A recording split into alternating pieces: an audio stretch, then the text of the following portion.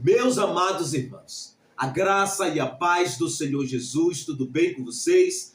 Graças a Deus. Hoje eu quero falar com vocês uma palavra de suma relevância e de bastante importância que vai edificar a sua fé e te fortalecer para que você continue buscando ao Senhor, continue ansiando pela presença do Senhor, porque nós seres humanos fomos projetados para viver em coinonia, em comunhão com Deus, independentemente das situações que nós passamos. Porque quando nós estamos alicerçados, aliançados com Deus, nós vamos passar sim por aflições desta vida, mas nós vamos continuar fiel e em obediência ao Senhor, porque nós entendemos que aquele que cuida de nós, ele não dorme, ele não cochila, pelo contrário, o nosso vigia, ele permanece cuidando de nós, tomando conta de nós e nos protegendo mesmo diante de perseguições.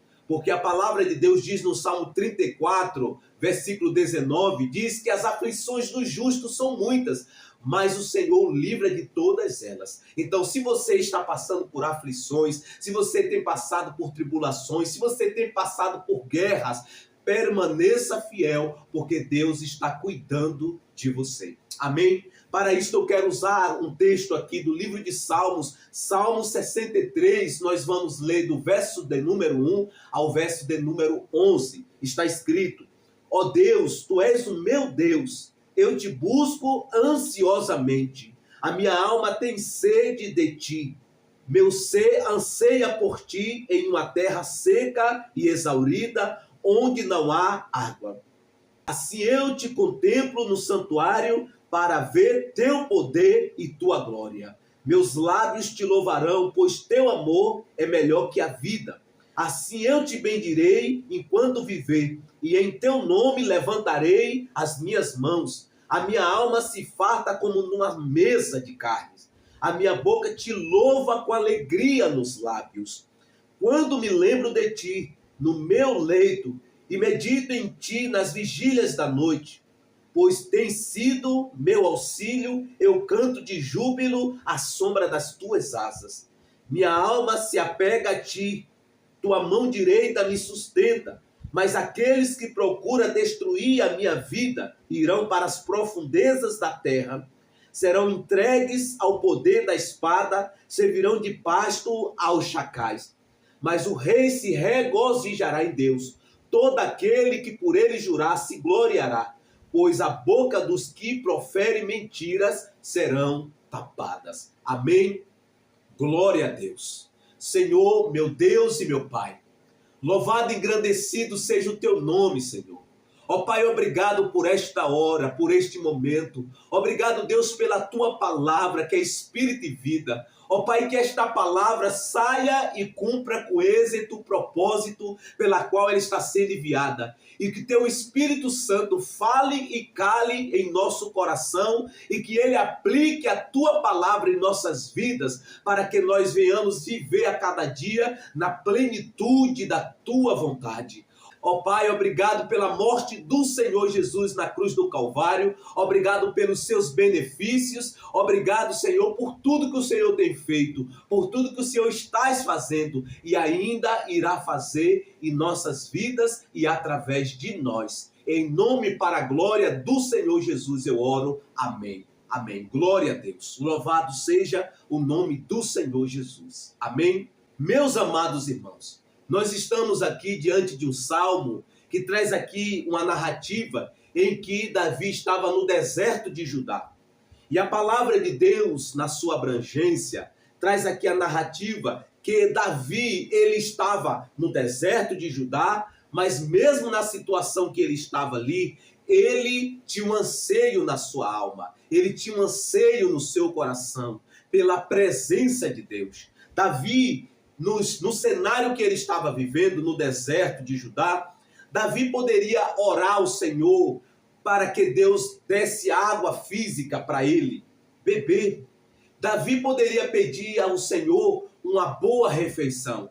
Porém, quando nós observamos aqui neste salmo, nós vemos que Davi, ele expressa um anseio profundo da sua alma. E ele começa a orar ao Senhor nas seguintes palavras: ó Deus, tu és o meu Deus, eu te busco ansiosamente. A minha alma tem sede de ti, meu ser anseia por ti em uma terra seca e exaurida, onde não há água. Então Davi, ele poderia clamar a Deus por água física, ele poderia clamar ao Senhor por uma boa refeição. Porém, o clamor de Davi era pela presença. E quando nós nos reportamos para o Salmo 40, Davi, ele brada com a oração, expressando o anseio da sua alma, que era pela presença de Deus. E ele diz: assim como a corça anseia pelas águas, assim a minha alma anseia por ti, ó Deus. Então Davi era um homem que tinha esta devoção ao Senhor. Um homem que mesmo diante de situações difíceis e precárias que Davi passou, ele não deixava de adorar, de buscar o Senhor, de ser um homem que temia o Senhor e que amava o Senhor de todo o seu coração. E quando nós nos reportamos para o contexto histórico, há algumas interpretações, algumas correntes teológicas que retratam o contexto histórico desse Salmo de Davi. E alguns dos contextos históricos que trata aqui a narrativa desse Salmo de Davi é que o cenário que Davi estava vivendo quando Davi escreveu este Salmo foi quando ele estava fugindo de Saul, que via Davi como uma ameaça para o seu reino, para o governo dele, que ele estava exercendo em Israel. E a palavra, ou o contexto histórico desta narrativa, é que Davi estava fugindo de Saul.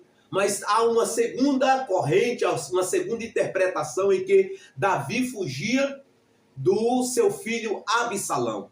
Porque quando Davi escreve esse salmo, ele usa aqui a expressão rei. E aqui indica um grande indício que neste tempo que ele escreveu esse salmo, ele estava fugindo de Absalão, em que ele já era rei. E o texto aqui, o verso 11 diz: mas o rei se regozijará em Deus. Todo aquele que por ele jurar se gloriará, pois a boca dos que proferem mentira será tapada. Então, independentemente se Davi estava fugindo de Saul ou de seu filho Absalão, o que importa aqui nesta palavra é a enfatizar que Davi era um homem que, mesmo diante de situações difíceis, precárias, ele desejava estar com Deus, ele desejava a presença de Deus. Então, Davi estava vivendo um cenário de tristeza, de perseguição, de aflição, de lutas. Mas Davi, mesmo passando por tudo isto, mesmo tendo a ausência até mesmo do básico, Davi, ele não titubeou em dois pensamentos. Davi, ele se eleva em oração, em clamor, expressando o anseio da alma dele pela presença de Deus.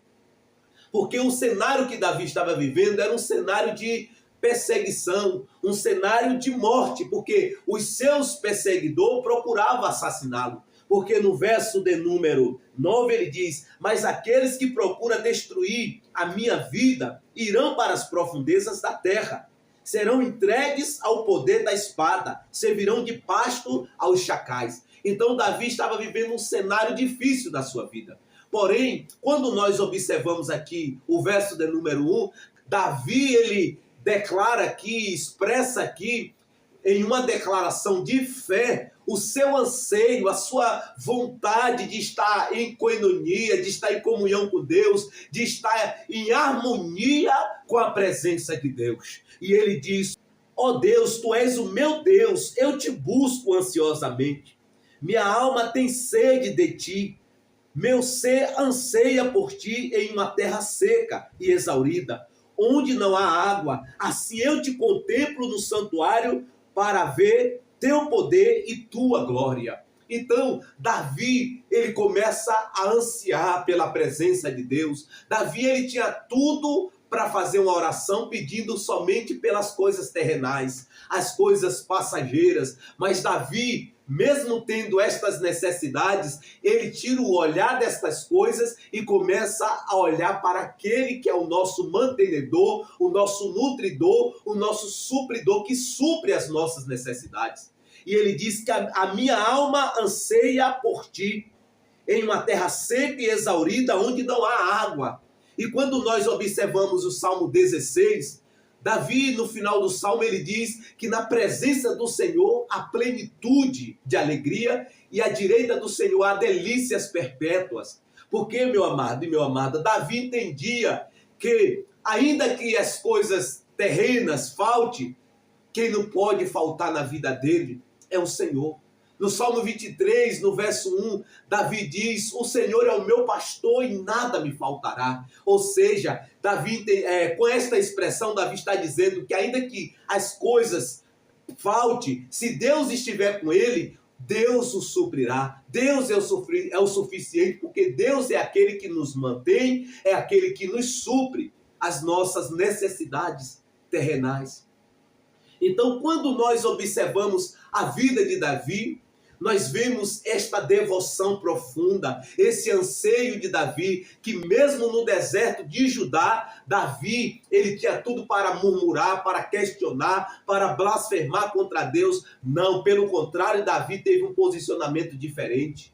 Davi, ele ora ao Senhor, expressando o anseio do seu coração, da sua alma, a sua vontade de estar na presença de Deus, de ter a presença de Deus, porque ele diz: minha alma tem sede de ti, meu ser anseia por ti em uma terra seca e exaurida, onde não há água. Então, como eu disse, Davi, ele poderia orar a Deus pedindo água para beber, pedindo um banquete, e Deus, ele é fiel e ele dá. Mas Davi, ele deixa de lado essas coisas e começa a enfatizar aquilo que é de suma relevância e de suma importância para as nossas vidas. Porque não adianta ter banquetes, não adianta ter riquezas, não adianta ter tudo nesta vida e não ter o principal, que é a presença de Deus. Porque a presença de Deus é mais importante. Porque quem tem a presença de Deus, o Senhor, ele supre todas essas outras coisas. Porque Cristo, no Evangelho de Mateus, ele diz que aquele que fez a vida providenciará o meio para que ela dê continuidade. Aquele que fez o corpo também providenciará as vestimentas para que o corpo seja coberto. Então, quando nós entendemos estas coisas, esta verdade, qual é o nosso posicionamento? Agir como Davi, buscar em primeiro lugar o reino de Deus e a sua justiça, e as demais coisas serão acrescentadas. Davi, ele enfatiza as verdades eternas, ele enfatiza a presença de Deus, este Deus que é santo, totalmente santo, este Deus que é digno de receber toda a glória e todo o louvor e toda a devoção, porque Davi, ele começa a orar: ó Deus, tu és o meu Deus, eu te busco ansiosamente, minha alma tem sede de ti, meu ser anseia por ti em uma terra seca e exaurida, onde não há água. Então, Davi estava ali, ele não deixou de falar da sua necessidade, no sentido que faltou, o lugar que ele estava era um lugar que não tinha aquilo que ele precisava fisicamente. Mas Davi, ele deixa de lado essas coisas e começa a enfatizar a presença, enfatizar a comunhão. E quando nós entendemos nesta proporção, nós temos um posicionamento diante de Deus e para com Deus. Porque Davi começa a louvar o Senhor. No versos 3 ele diz: meus lábios te louvarão, pois teu amor é melhor que a vida. Assim eu te bendirei enquanto viver, em teu nome levantarei as minhas mãos. A minha alma se farta como numa mesa de carne, a minha boca te louva com alegria nos lábios. Perceba que Davi começa a louvar, a engrandecer, a enaltecer ao Senhor.